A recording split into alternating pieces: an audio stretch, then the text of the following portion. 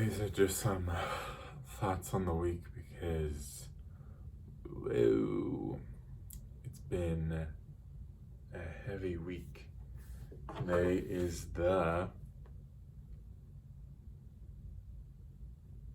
17th of April, and it's feeling like the world is opening up, is sort of trying to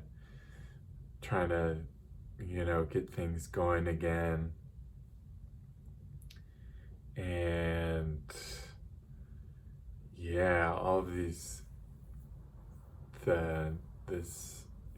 violence that's been going on in the US, and different cases, or the increase in these COVID cases has been a lot, and I don't know how to process all that, because it really feels like just like kind of these cycles going over and over again. I don't know if this is crooked. I'm trying to make it straight. Hard to tell. But yeah, these cycles going over and over again, and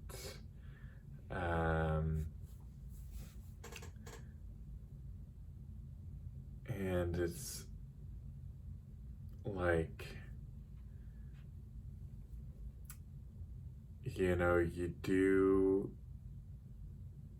it's almost like, seems like these sort of like addictive cycles, where you're just doing it again and again, and it's painful. But I think the key thing moving forward is just acknowledging that things aren't working, and that there has to be a change that happens. And this is just super broad, but I definitely feel that for my own self, that if I'm feeling caught in a loop, that just acknowledging that I feel as though I'm caught in a loop is really important to do. And when I'm able to do that, and when I feel like I can acknowledge that I'm caught in a loop, then even if I'm still doing the same thing over and over again, I always find that eventually a solution comes about. So, for example, around gun violence stuff in the US is like, a lot of people, I don't think anyone, regardless of your feelings about guns, is happy with all of the loss that's been happening out there. And for a while now, people have felt like they had the solution, like some people thinking there needs to be getting rid of guns, and other people thinking, that you need more guns. So, and I'm just laughing because it's like those two point of view are just going to keep conflicting with each other, right? Because those are two things that aren't really compatible. at least in the context of the US, where people want to keep guns for their own right, for feeling like they don't want to have self-defense against government and stuff like that. So they want guns, and they don't want them just for hunting. They want them basically for like militias, right? And so, regardless of how you feel about that, that's how a lot of people are feeling.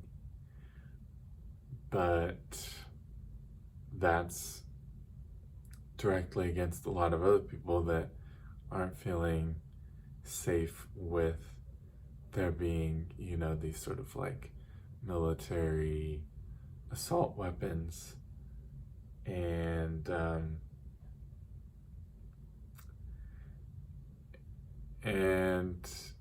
everyone's trying to convince each other one way or the other.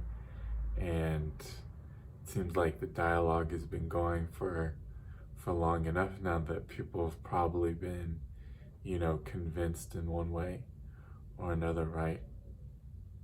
But I think everybody can acknowledge, or at least I think the majority of people can acknowledge, there might be some people that are happy with all of the violence that's going on, and that's, I don't know what like the numbers for that would be. But I feel like probably the majority of people don't like all the violence that's going on and the way lots of innocent people are getting hurt and dying, regardless of if you feel like there should be gun control or there shouldn't be gun control, right? So I think that's a really cool point to come together on. And even if these things keep happening, I think that finding those shared spaces, I don't know any solution. I don't have a solution. I'm just saying like that I think solutions that last come from cooperation and creating a future with other people instead of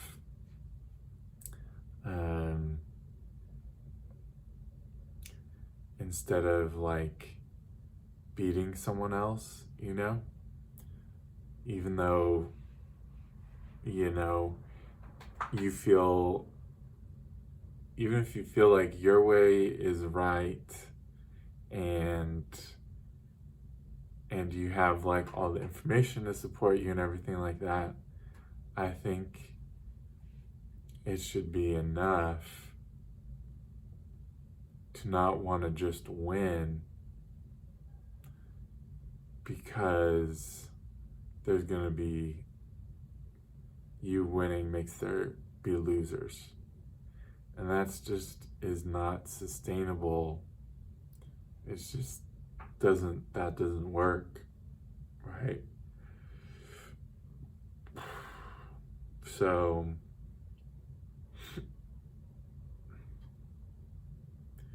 I'm not trying to be naive, like everyone should come together and, like that it's really easy to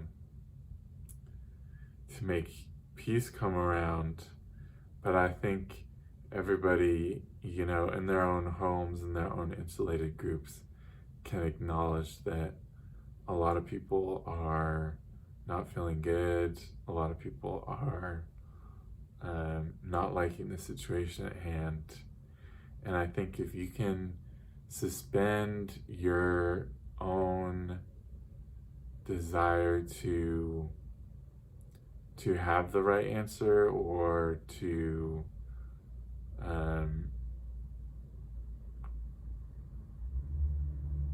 or something like that, then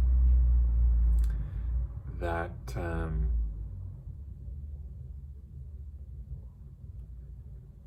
if you can genuinely acknowledge those shared feelings, then I think you can start from that level and start to have conversations that really bring everyone in and make everyone feel comfortable.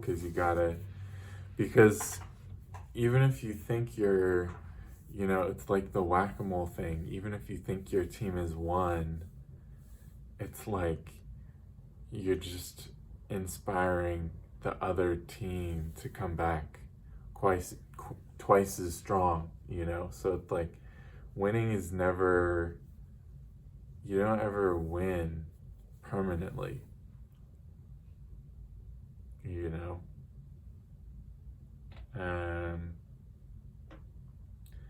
And, I'm not saying even that feeling of wanting to win is wrong. I'm not trying to say that. I think a lot of people feel that right now. I think people from different perspectives want their perspective, their team to win, which is another, I think, cool thing for people to be able to connect on is that sort of one thing is that a lot of people are hurting, and I think everybody's, feeling some sort of stress or pressure right now, and everybody wants their team to win. And I think those are two really interesting things to be able to come together on. And I know that stress for people is is unbearable, and people are in survival mode, so I'm not trying to say any of this is easy stuff to do or that this would make anything come together in a night, but yeah,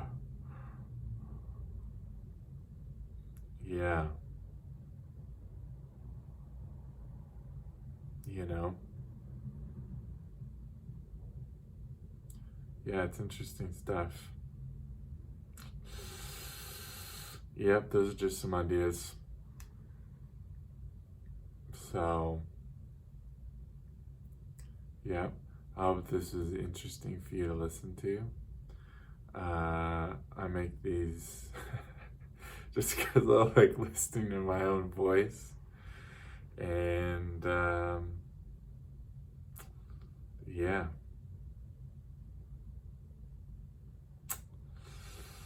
That's pretty much that. We'll catch you around. Bye.